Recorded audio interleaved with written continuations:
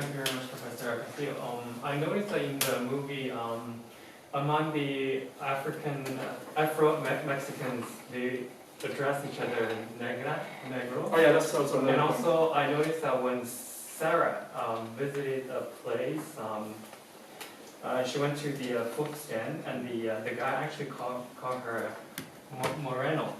Yeah. That's a very interesting. That's a very interesting label I heard. Yeah. Because, and also, just the follow-up question. So when Sarah was stopped at the immigration, Yeah. so the question whether she's Mexican. So I was wondering, when we talk about identities, identity could be chosen and also can be ascribed. So can you just say something on the identity? Yeah, thanks for the PhD level kind of question. Thanks for the question, but I just quickly want to say that, you know, that on the point of the language, right? If you guys were also paying attention to the Spanish language, you would have noted that the word negro, which sounds similar to its English counterpart, but it's very different in meaning, was pronounced many times, right? So sometimes people ask the question, why are they using that word? Now, in Latin languages, words like negro or negrada, which is not that common actually, the Spanish title of the movie, or negritud. There was also a girl that just pronounced like something about la negritud, like one girl in the street giving leaflets. Blackness. Yeah, she said something about that. So this word in the Spanish context is very different. I mean, it's not very different. It's similar, but it has a different connotation, right? So in a way, it's used by them amongst themselves, but also by common Spanish speakers to refer to black people in general, and it's a little bit more like me. We don't know that there are Africans or black Mexicans, right? So this place that you see in the movie is the Costa Chica de Oaxaca. It's like the Oaxacan countryside also, but also the coastal areas of Oaxaca. It's a really beautiful country. I really encourage you, if we ever go back to traveling and to tourism, and if you're a little bit adventurous, it would be a really good idea to travel all the way to that place. It's just really amazing and pristine and very beautiful. And I believe actually, if you were paying attention to what's happening in the movie, I believe that the metaphor of the fridge, you know how they're moving the fridge from the urban space of the city all the way to where the second wife or whatever she is lives. It talks about the kind of the marginality and the distance where these communities are living, right? You see that they put the fridge on top of a boat and then the boat goes for like, you know, several hours. So definitely I would encourage you to try to visit. These places are very beautiful. The film talks about a topic that is not very common in Mexico. We don't talk about race, right?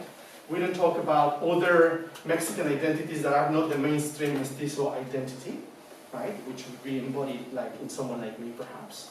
So the film talks about this, and it's really remarkable for this. And it also talks about something else, which is, I mean, we're all free to think about so many topics that the film is proposing, right? But I think that it also highlights this topic of a non-conventional family, right? Or a non-conventional kind of relationship that Nelly has with this woman. That's also a taboo topic in Mexico.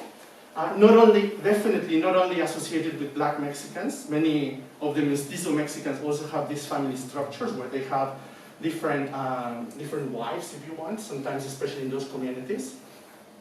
Now, I know we don't have much time, and obviously the lack of time is important, but just to contextualize, these communities are not urban communities, are kind of more rural countryside communities, right?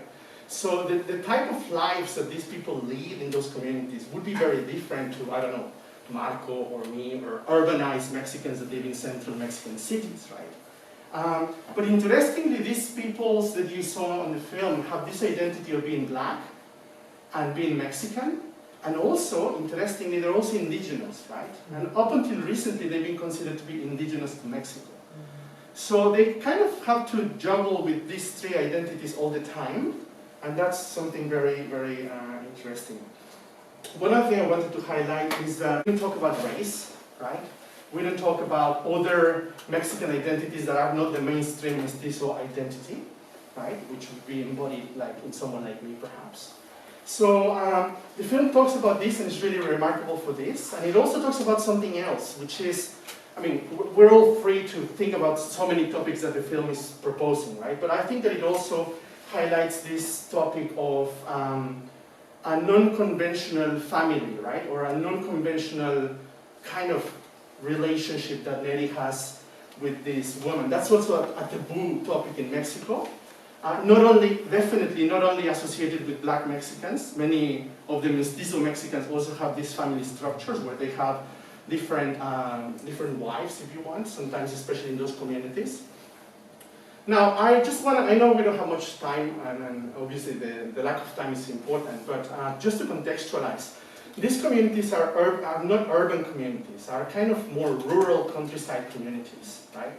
So the type of lives that these people lead in those communities would be very different to, I don't know, Marco or me, or urbanized Mexicans that live in central Mexican cities, right?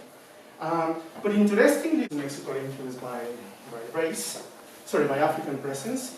And recently we've been talking about visibility a lot in Mexico, in the Mexican case. So not only this film, but also social media has really created a new space for these Afro-descendant communities to be kind of discussed and represented in a more fair way. And actually the government has, up until recently, the government has been recognizing these communities finally as Mexicans, right? So which is, maybe for those of you who are not acquainted with Mexico, you would think that, yeah, well, it's kind of strange that there are black Mexicans, right?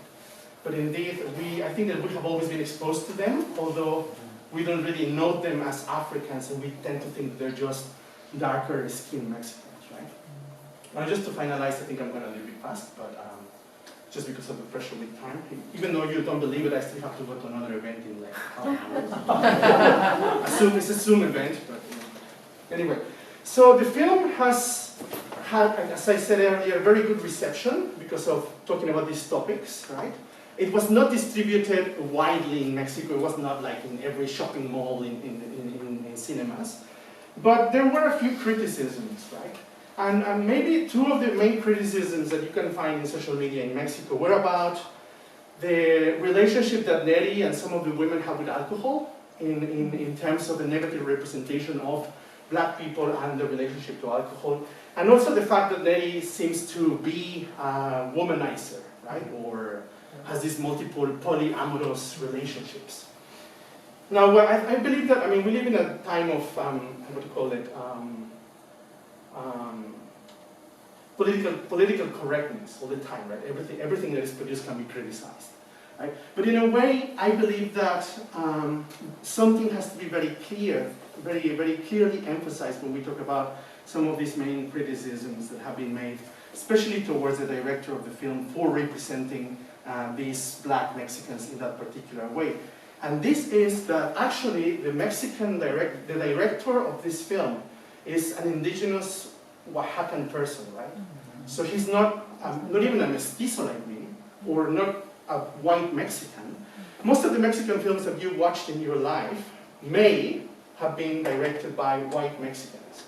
I'm not going to be talking about white Mexicans here, it's also a topic, right? It's like 20% of our population. I'm not a white Mexican, obviously, right? But many Mexicans you could find in Hong Kong are white Mexicans. So the gaze or the representational perspective, right? I don't want to get into jargon, but the perspective from the director is the perspective of an indigenous person, also from that state, that may have been exposed to a life in similar spaces and environments, and he's just representing these people living not as blacks, but as blacks and as indigenous too, right? So many other people in those places have lives like the ones that are represented by these people that are not blacks, right? So in a way, I think it's always important for us to think about who is the one creating the images or the films that we're watching, and from what perspective they are talking, right? And in this sense, the director is also a person that has been marginalized and has been oppressed in Mexican society, right? So I think that that's always important to consider when we talk about our representation. So if anybody has any comments or questions, not that I have ever met the director or anything, but I could perhaps give you a little bit of guidance if you need in the next 2 or 3 minutes. Yeah, maybe here and then there in the back. You briefly touched upon your subject, your expertise of blacks in Asia. Just give us some comments. I'll just very briefly because Of course. Yeah, well, there's a city here nearby here, Guangzhou, and Guangzhou has a big African diaspora. So this means that for the last 15 years, there's been like thousands of Africans, and I say Africans, but a lot of different people from Africa, coming to the city of Guangzhou mainly for doing trade. So my research has been looking at why are they coming, what are their aspirations, feelings, emotions, intentions. And for those of you who are from Hong Kong, when we talk about black people in China, in mainland, or in Guangdong, or in Guangzhou, I always tell my students that we need to remove the chip that we have in our brains to think about black people in Hong Kong. Because in Hong Kong media and in Hong Kong history, when you think about people of color or black people, but also Indians and Pakistanis, normally we think about refugees, people that are seeking shelter in Hong Kong from very difficult circumstances, right?